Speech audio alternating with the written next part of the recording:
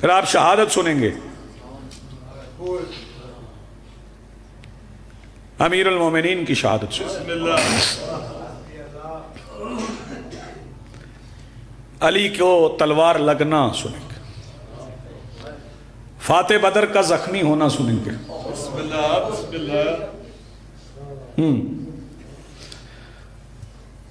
میں آج کہ میرے حصے کی یہ اس عشرے میں پہلی مجلس ہے، عزاداران مظلوم کربلا حسین قرآن پڑھ رہے تھے،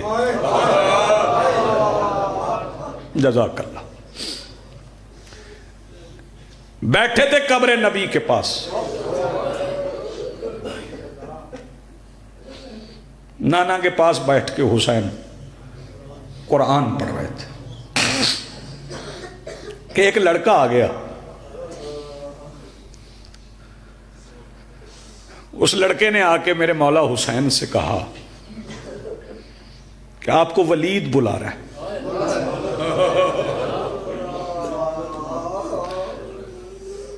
میں مطالعے کا اشتیاق رکھنے والے محسنوں سے کہوں گا کہ ورق گردانی کیجئے گا اور ڈھونڈیے گا وہ لڑکا کون تھا۔ شیعہ سنی حضرات، اگر آپ کو وہ لڑکا مل گیا نا تاریخ سے تو آپ کو حسین کے قاتل ڈھونڈنے میں آسانی ہو جائے۔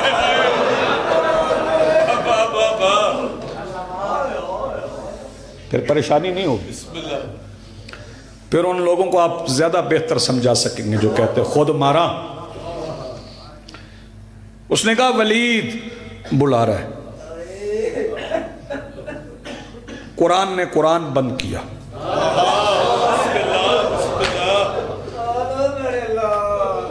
اس لڑکے کی طرف دیکھا اور فرمایا جا اس سے کہہ رات کا وقت ہے، میں اس وقت نہیں آؤں گا، میں دن کی روشنی میں آؤں گا، دنیا کو پتہ چلے اس نے سوال کیا کیا، میں نے جواب کیا دیا۔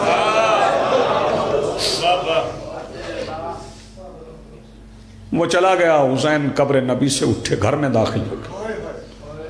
گھر میں داخل ہو کے حسین علی اکبر کے پاس نہیں گئے،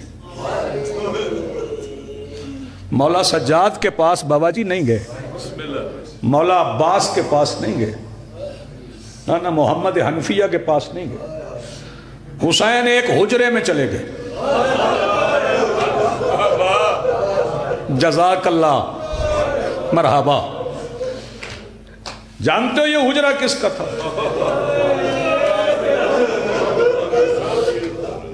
یہ شریکت الحسین، یہ قتل حسین کی چشمدید گواہ کا میری مختومہ عالیہ کا حجرہ تھا۔ دکھی دلوں سے دعا کرنا رستے کھل جائیں، ہم شہزادی کے دربار میں حاضر ہوں۔ شہزادی جا کے فرماتی ہیں، حسین بادشاہ فرماتے ہیں سیدہ، جی بھیا حسین، ولید نے بلایا دربار، فرمایا جانا چاہیے لیکن میں پہلے آپ کے جانے کا انتظام کر لوں،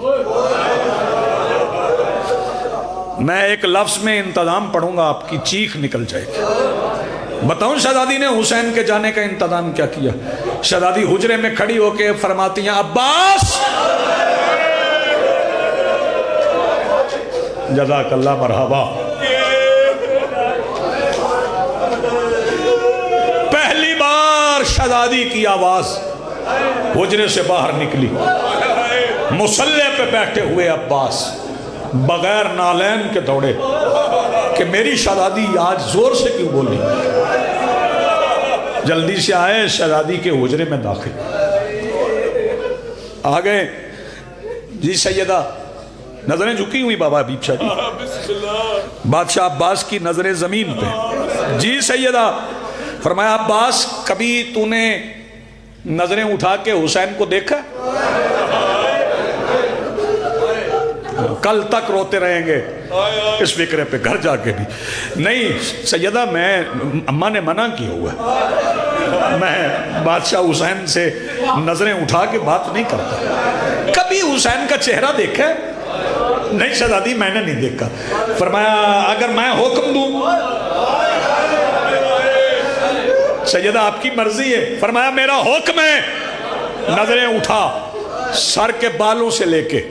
پیروں تک حسین کو غور سے دیکھ جزاک اللہ مرحبا اچھا شہزادی حکم کی تعمیل کرتا ہوں میرے مولا عباس نے پہلی بار زندگی میں سر سے لے کے پیروں تک مولا حسین کو دیکھا دیکھ لیا عباس جی پھر دیکھ پھر دیکھا پھر دیکھ تیسری بار پھر دیکھا دیکھ لیا عباس جی شہزادی دیکھ لیا یاد کر لیا میرا حسین جزاک اللہ جزاک اللہ مرحبا یاد کر لیا میرا حسین جی سیدہ یاد کر لیا فرمائے ایک ایک لمس ایک ایک بال میرے حسین کا یاد کر لے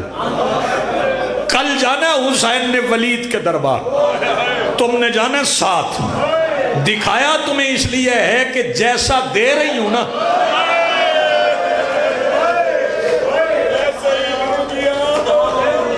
جزاک اللہ مرحبا روزے کی حالت میں اتنے زور سے رونے والوں سیدہ یہ عبادت قبول فرمائے یہ کہنا تھا بابا میری مخدومہ کا یہ کہنا تھا کہ عباس کی آنکھیں چھلکی اتنا روئے عباس اتنا روئے عباس شہزادی فرماتی ہیں عباس کوئی مشکل حکم دی ہے جو رو پڑے ہو عباس رو کے کہتے ہیں شہزادی آپ حکم دے رہی تھی میں دل میں دعا مانگ رہا تھا کیا شہزادی آپ نے فرمایا نا جیسا دے رہی ہوں ویسا لوں گی میں دعا مانگ رہا تھا اللہ کرے آپ ایسا کہتی رہیں جزاک اللہ مرحبا سبحان اللہ آپ ایسا فرماتی رہیں میں تعمیل کرتا رہوں اچھا عباس خیال رکھنا فجر ہو گئی سورج طلوع ہو گیا مولا حسین حویلی کے درمیان کھڑے ہوئے ایک ہی آواز دی صرف عباس اب میرے مولا عباس کا حجرہ کھلا باقی سارے خود بخود کھل گئے کہیں سے محمد حنفیہ اون بن علی جعفر بن علی علی اکبر مولا سجاد اون محمد قاسم سارے مولا عباس کے ساتھ حویلی میں آ گئے مولا حسین چل پڑے آگے حسین پیچھے عباس عباس کے پیچھے جوانان بنو ہاشم پہلی بار بنو ہاشم کے جوانوں کے پیر پیروں سے ملے مدینے کی گلی میں چلے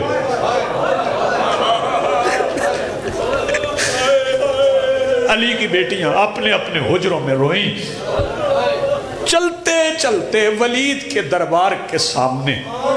بادشاہ حسین رکے رک کے پلٹے بغیر فرمایا عباس میں اکیلا جا رہا ہوں اندر آپ یہیں رکے